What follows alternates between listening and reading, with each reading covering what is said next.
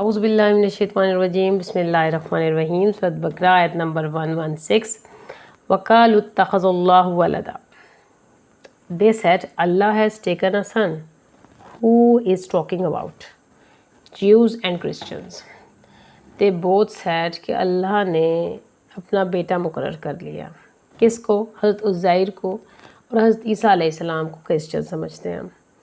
سبحانہ پاک ہے اللہ. In Arabic, subhan means swimming, floating. ایسی چیز جو اللہ کی پرفیکشن کے خلاف ہے. The status of perfection کو ڈینائی کر رہی ہے. جب کوئی بات ایسی اللہ کے متعلق کی جائے جو اس کے لیے inappropriate ہو, اس کی شان کے خلاف ہو, اس کے اگینسٹ ہو, تو یہ لفظ لایا جاتا ہے سبحان اللہ. سبحان اللہ از لائک فلوٹنگ. کچھ بھی ایسی چیز جو کہ ڈبو دے, ایسا نہیں. ہی از ابو دیٹ. اللہ تعالیٰ ان سب بلونگنگز سے باہر ہے. سبحانہ پاک ہے, اللہ کے ہاں کوئی اولاد نہیں. بل لہ ما فی السماوات والارض. لیکن بلکہ جو کچھ آسمانوں اور اس زمین کے بیچ میں ہے سب بلونگنگ سب اللہ کی ہے, سب اللہ کا ہے. تو اللہ تعالیٰ کو اولاد کی ضرورت نہیں. کل لہ قانتون. بلکہ ایسا ہے کہ زمین اور آسمان کے بیچ میں جو کچھ بھی ہے وہ سب اللہ ہی کا فرما بردار ہے.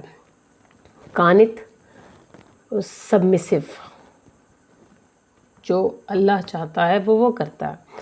اس آیت میں بیسکلی اللہ تعالیٰ نے 3 گروپس کو جواب دیا ہے. پچھلی آیت میں قریش کا ذکر تھا کہ جو اللہ کی مسجدوں سے روکتے تھے اور اب یہ کہتے ہیں کہ اللہ نے بیٹا بنا لیا. تو یہود, نصارہ اور کرسچنز آل آف دیٹ جو اللہ تعالیٰ کے بارے میں اس طرح کے کلیمز کرتے ہیں, He is far too perfect and above that they are claiming about. تو اس میں اللہ تعالیٰ نے فرما دیا اللہ تعالیٰ کے حکم کے بغیر اس دنیا میں کچھ ہو نہیں سکتا. دنیا کون؟ آسمان اور زمینوں کے بیچ میں. اینڈ ان نیکسٹ آیا will be